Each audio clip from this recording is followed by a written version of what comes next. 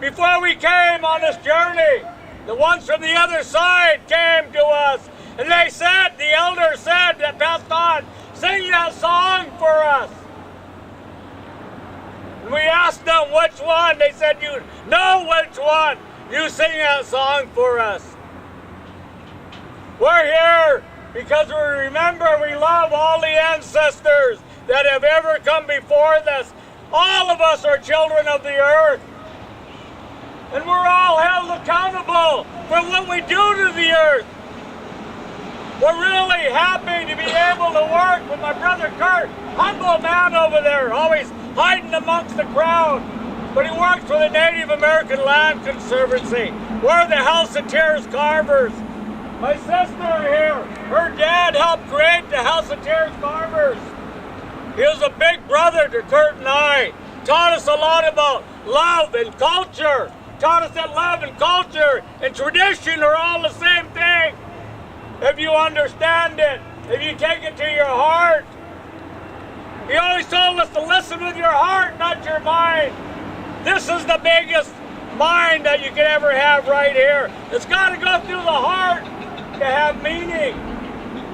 And so we appreciate he left those words for us to remind his daughter and grandchild.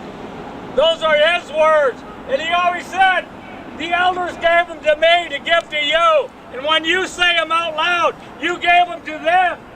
And so you're doing the work that the elders want you to do, to pass it on, that we can't be greedy. We're supposed to give these words to everybody that will listen. And it's that type of mind that we have when we travel.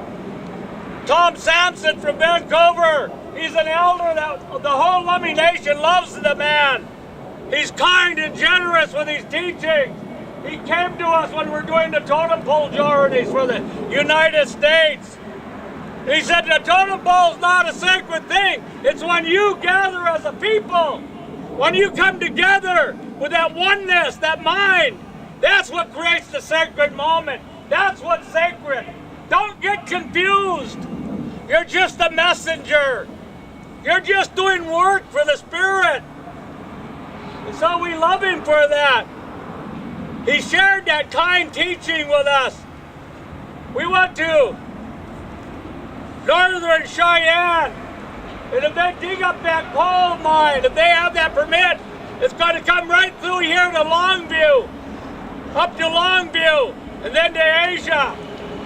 And they feel the native families, the white farmers, and the local church people, the environmental group, Sierra clubs there. They all kind of feel isolated, like you're not hearing them. They want you to hear them. They're there. They're praying. They're protesting. They're determined to stop the coal on that end. But they need us to do our part in between all the way to the end. And that's our job here, to form a coalition, to hear each other, to communicate, and to spread the word. We're not a people that believe we gave dominance We were not given dominance over the earth. We're just one of God's children, of all those children out there. And everything on creation, on the earth, belongs to God. And they're all God's children. Every animal, every blade of grass, every bird, every bee, they all vibrate with the earth. They all have a song. And they all have a right to be heard and felt and to exist. You heard us said how many trains will be coming through this way if you get a permit, if they get permission. If we don't do our job to stop them. Every day, you know that adds up at the highest side. About 63 tons of coal falling off the trains. 63 tons between here and there, just on today's estimate of the number of trains. Full of arsenic and mercury going into your water, right into your home through the taps, going into your salmon. We know that we don't want that type of world. And we know that we're the most selfish nation on the earth. We want more faster and we waste it quicker than any other race on the earth, any other nation. We don't know how not to live the high life. We don't know how to turn our lights off and our taps off. We don't know how to quit watering our lawns and spreading the herbicides and pesticides and fungicides and mold inhibitors, taste enhancers and color enhancers in our food that we feed our kids. We're accustomed to pollution. We're accustomed to contamination. And we have to do something because we're setting the role model for our kids. And so, when we join together with coalitions and go to Northern Cheyenne and hear them, we're doing something. When you came here, you're doing something. You're speaking out.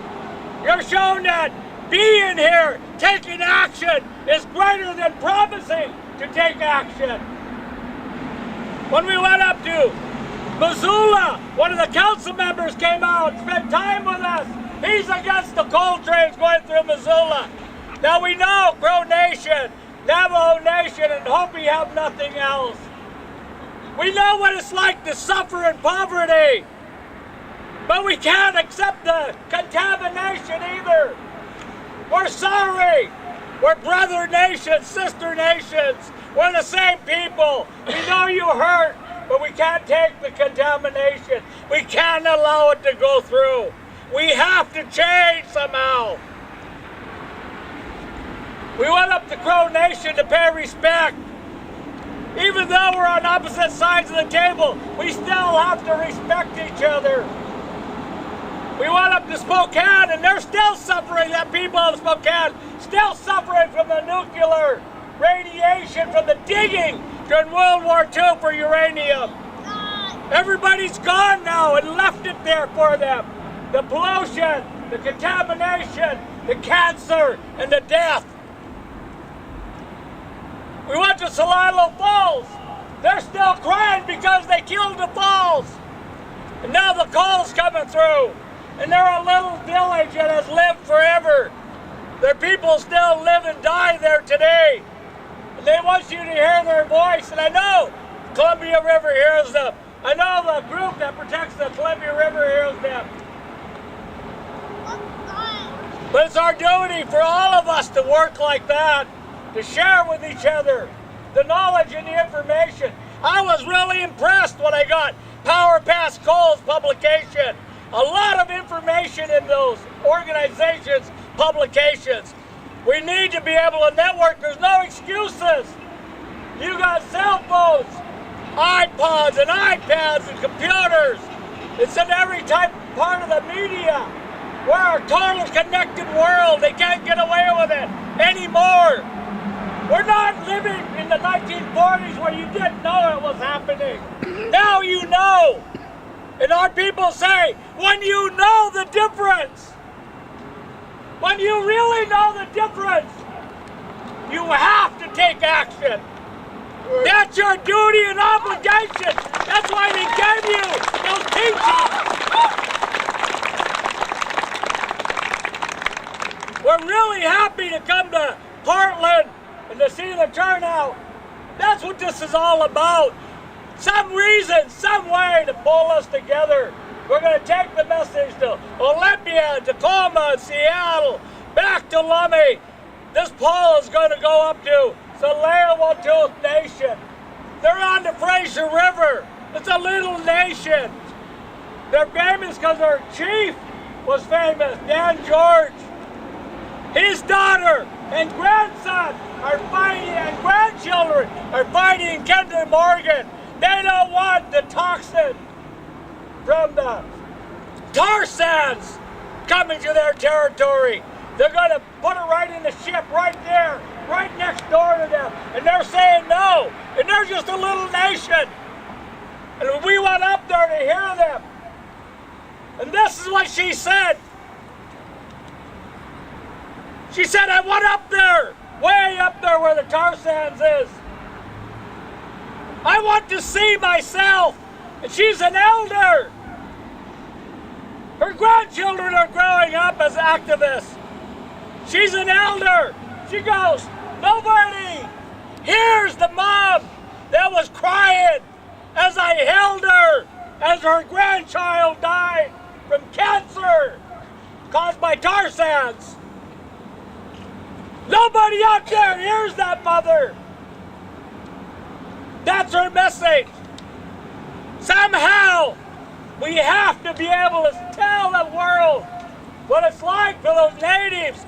They still have to eat those animals. They still have to eat those fish. There's no grocery store there.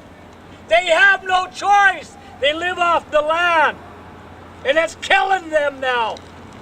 There's cancer in the animals and the salmon from the tar sands.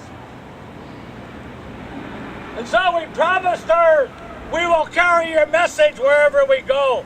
That's how we do it. We carry each other's messages wherever we go. And we have to find some more people. And we have to pull them in.